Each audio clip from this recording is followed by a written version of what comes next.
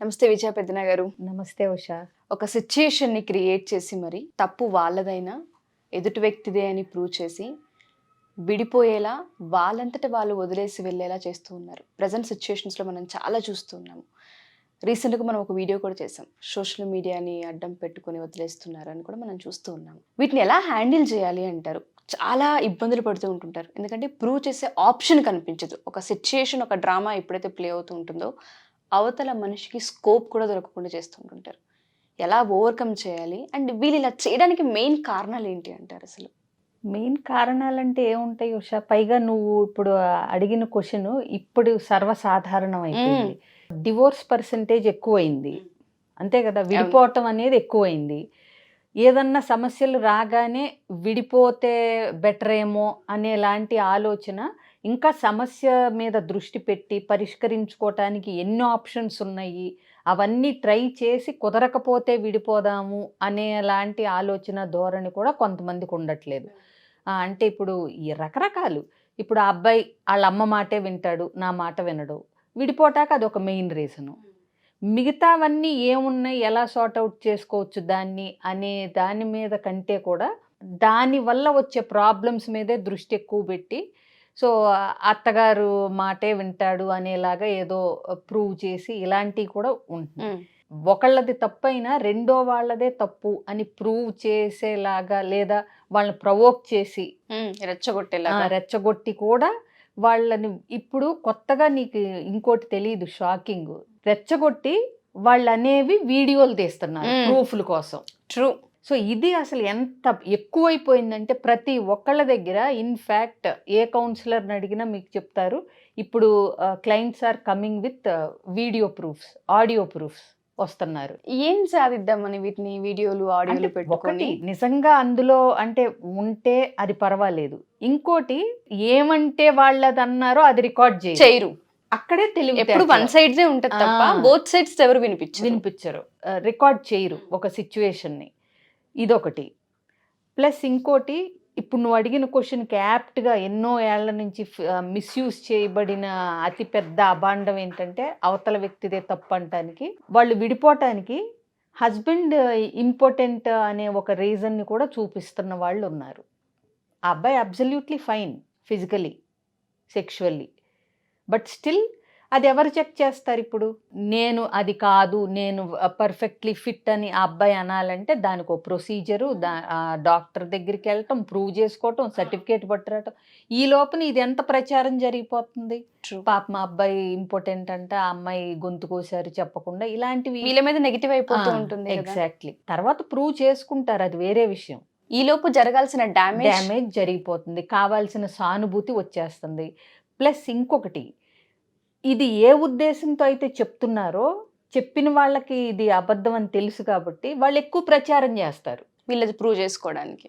ఇప్పుడు 4 గ్రూపుల్లో పెట్టారనుకోండి, నేను విడిపోతున్నాను, ఇలా నాకు చాలా బాధగా ఉంది, నేను అసలు అనుకోలేదు ఇలా అవుతుందని అని జాలిగా, ఒక ఇంపార్టెంట్ భర్తతో పడే ఇబ్బందిలాగా జాలిగా పెట్టారనుకోండి, ఏమవుతుంది అక్కడ?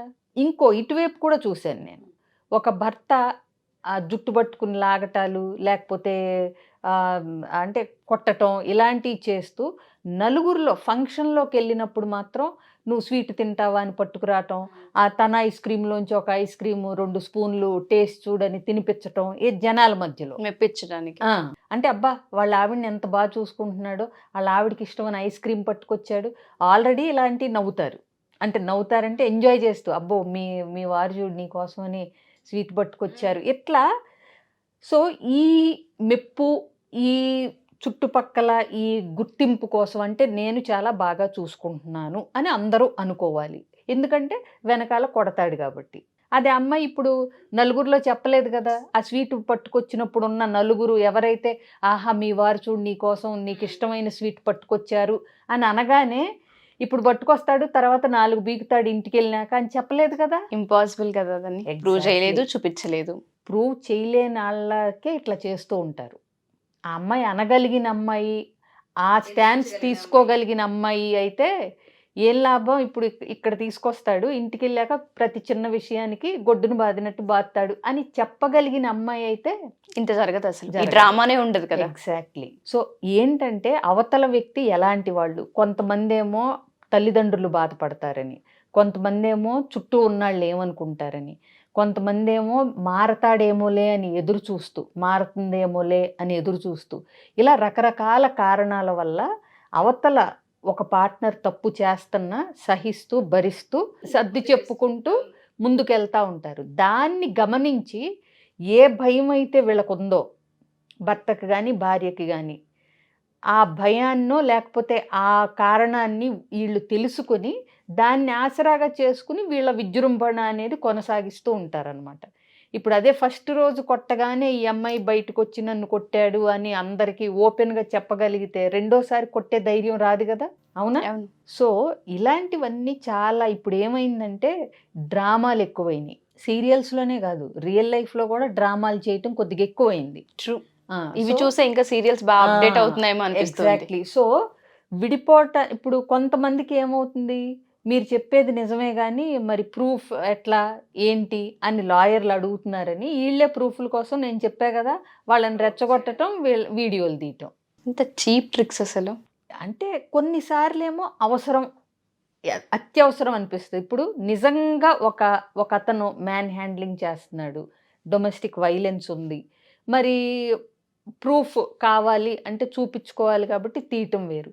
బట్ అవతలాళ్ళదే తప్పు అని ప్రూవ్ చేయటం కోసం ఒక సిచ్యువేషన్ క్రియేట్ చేసి దానికి ప్రొవోక్ చేసి దాన్ని రికార్డ్ చేసి ఇదంతా ప్రీ ప్లాన్డ్. సో ఎప్పుడైనా రెండు రకాలుగాను వాడుకోవచ్చు. ఎందుకు ఇలా చేస్తారని అడిగావు నువ్వు. ఎందుకంటే ఇప్పుడు చేసే వాళ్ళది తప్పు అనుకోకూడదు, అవతల వ్యక్తిదే తప్పు కాబట్టి మేము విడిపోతున్నాం అని సమాజానికి ప్రూవ్ చేయడానికి. ఎందుకంటే మళ్ళీ రెండోసారి పెళ్ళి అవ్వాలి కదా వీళ్ళకి, అర్థమైందా? సో ఇప్పుడు రెండోసారి పెళ్ళి చేసుకోవాలంటే ఇప్పుడు ఈ అమ్మాయి గయ్యాళ్ళను, అత్తమామలు బాగా చూడదనో, భర్తను రాచి రంపాను పెడద్దనో ఇలాంటి ఒక టాక్తో విడిపోతే ఈ అమ్మాయికి నెగిటివ్ ఇన్ఫ్లుయెన్స్. అలాగే ఆ అబ్బాయికి ఈ అబ్బాయి కొడతాడను, ఈ అబ్బాయి ఆల్కహాల్ తీసుకుని బాధ్యత లేదనో, పూర్తిగా తల్లి మాటే విని భార్యని తెగ ఇబ్బంది పెడుతున్నాడనో ఇలా అనుకుంటే తన గురించి రేపొద్దున మళ్ళీ పెళ్ళవ్వదు కదా. అందుకని ఏంటంటే విడిపోవాలి అనుకున్నప్పుడు కూడా పార్ట్నర్ది, అవతల వ్యక్తిదే తప్పు అని ప్రూవ్ చేయటానికి బోల్డంత శ్రమ పడుతున్నారు ఇప్పుడు వాళ్ళు. నిజంగా అంత విడ్డూరంగా ఉంటున్నాయంటే, డ్రామా అంటే ఒక సీరియల్స్లోనో స్టేజ్ పైన చూస్తాం, నిజ జీవితాల్లో కూడా డ్రామాలు ఆడి ఇంకో జీవితాన్ని పొందడం కోసం ఒకరిని బలి చేస్తూ వాళ్ళని ఇన్ఫ్లుయెన్స్ చేసే విధంగానో లేదు అంటే వాళ్ళ పేరెంట్స్కి ప్రూవ్ చేసే విధంగానో చేస్తున్నారంటే చిన్న విషయం కాదు. దీనివల్ల సైకలాజికల్గా చాలా డిస్టర్బెన్సెస్. ఇందులో కొంతమందికి పేరెంట్స్ సహాయం కూడా ఉంటుందంటే నువ్వు నమ్ముతావో లేదో.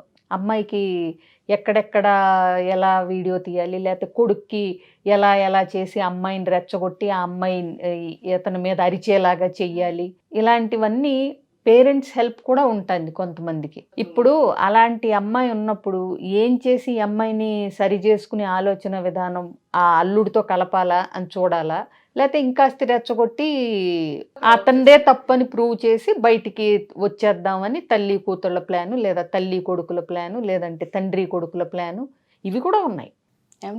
ఓన్లీ సినిమాలే అనుకోవటానికి లేదు. ఇవాళ ఇది వరకు సినిమాకిను రియాలిటీకి గ్యాప్ చాలా ఎక్కువ ఉండేది నిజంగా.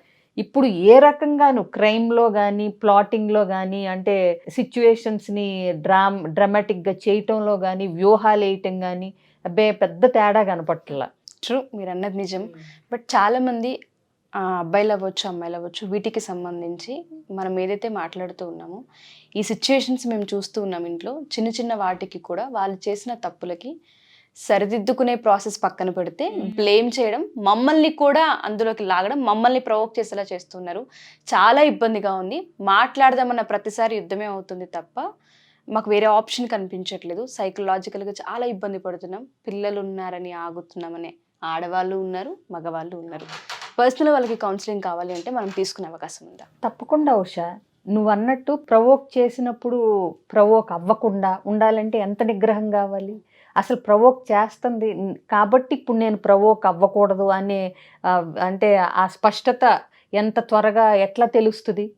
అవునా? Yeah. సో కాబట్టి ఏంటంటే కౌన్సిలింగ్కి వస్తే గనక రియాక్ట్ అవ్వకుండా ఎలా రెస్పాండ్ అవ్వాలి, దానికి ఎలా కమ్యూనికేట్ చేయాలి, అవతల వ్యక్తి రెచ్చగొడుతున్నప్పుడు మనం అది ఎట్లా అంటే దాన్ని ఓవర్కమ్ చేసి మనం ఎట్లా సేఫ్గా ఉండొచ్చు, ఇవన్నీ ఉంటాయి మామూలుగా కూడా. ఏది ప్లాటింగ్ లేకపోతే కూడా, డ్రామా ప్లాట్ లేకపోతే కూడా నిజ జీవితంలో కూడా సంఘటనలు అట్లా వస్తాయి కదా డ్రామాటిక్గా. అవును.